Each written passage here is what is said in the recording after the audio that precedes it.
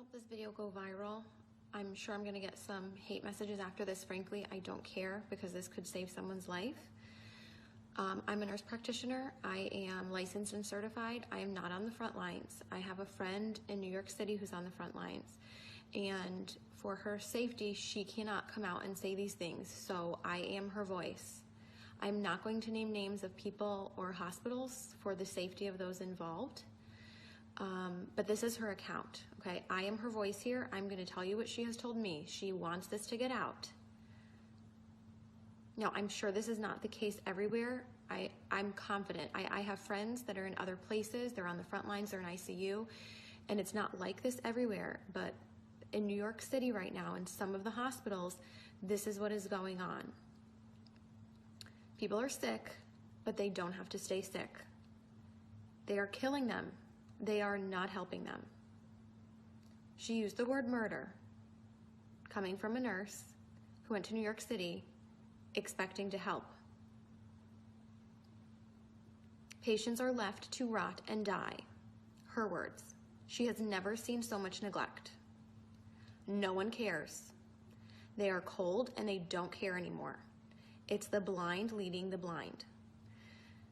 Now, a couple of weeks ago, I was on with some nurse friends of mine and we were discussing different medications that could be used to potentially help people. Doctors who were reporting around the country that they were using a combination of medications that were helping people. People were not dying when they were on these medications. They were getting better.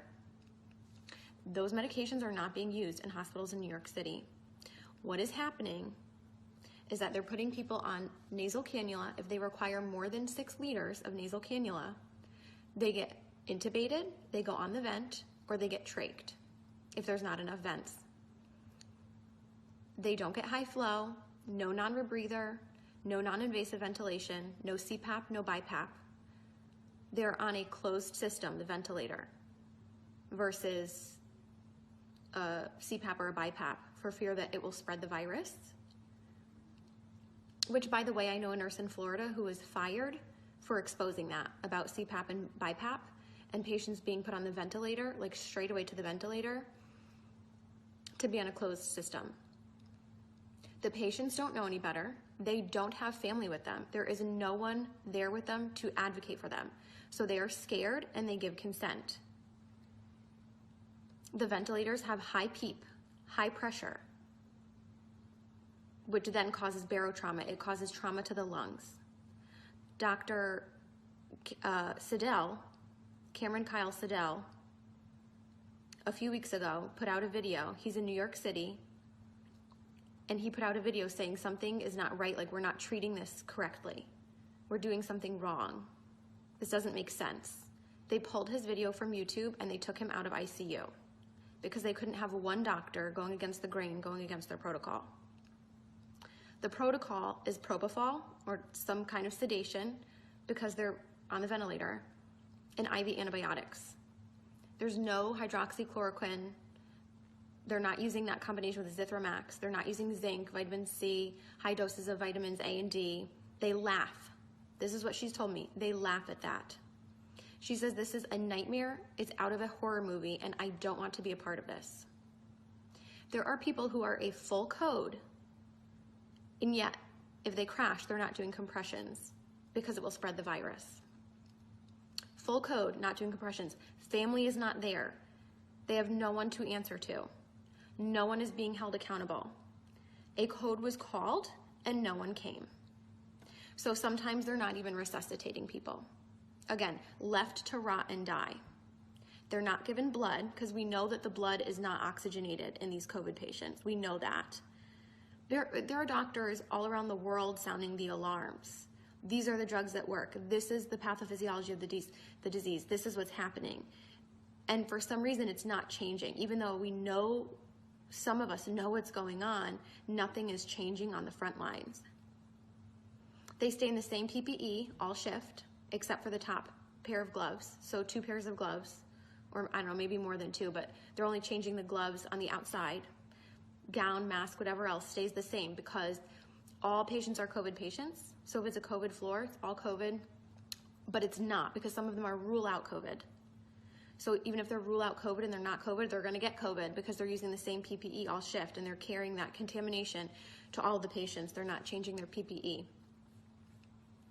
They're not going into rooms.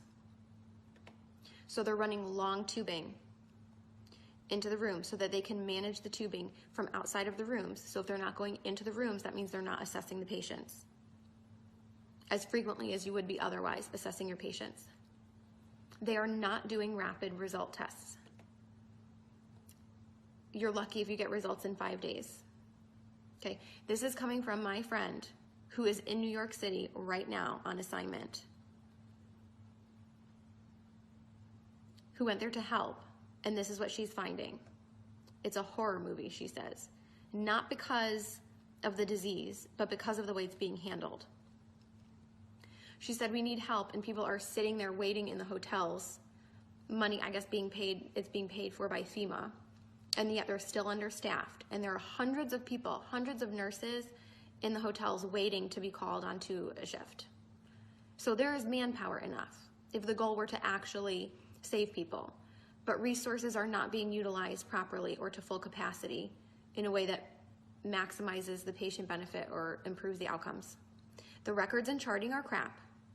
And now some of these hospitals in New York City are probably crappy on a good day. So you add in the fear of COVID and the fear of the whole pandemic and forget it. So if you're in a crappy hospital with crappy nurses, let's face it, all of us nurses have worked with crappy nurses before who don't care. So now you add in this, forget it. And they're having people do things that they can't do. So maybe things that they're not proficient in. So maybe a nurse who's not familiar or comfortable with using a ventilator. And it's that figure it out mentality. Figure it out. These patients are critical and they're crashing, figure it out. So nurses are being celebrated as heroes, right? We see how like the fire trucks and the police are like lining up and practically having these parades and celebrating them as heroes. And don't get me wrong, I'm sure in some parts of the country and other ICUs, I have friends that are working on the front lines in ICU and they are good nurses.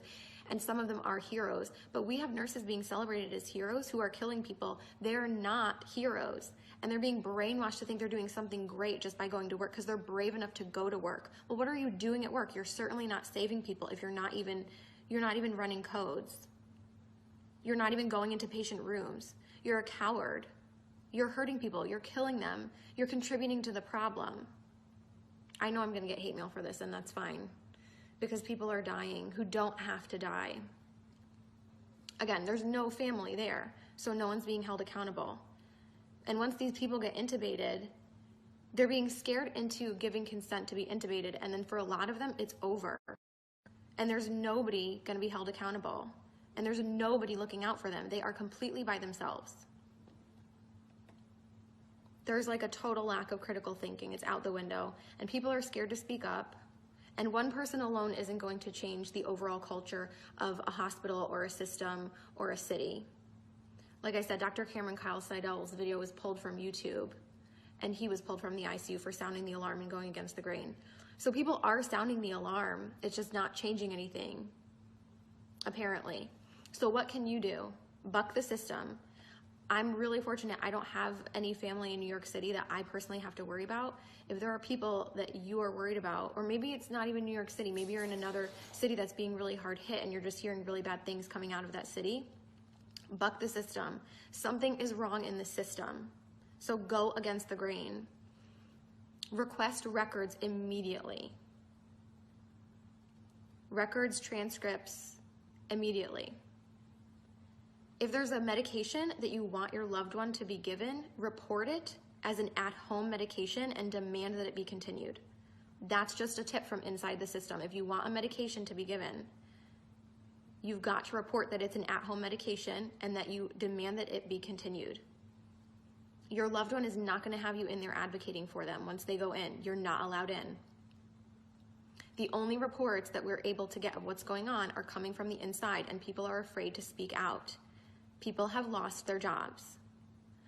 Do not give consent for intubation if you don't want to be intubated or your loved one to be intubated. Demand non-invasive or less invasive ventilation methods. As soon as you give that consent, you might not come out of it. Now, in some cases, it might be appropriate. We just don't know. We know that it's being used inappropriately in a lot of cases, and that the ventilators are making people worse.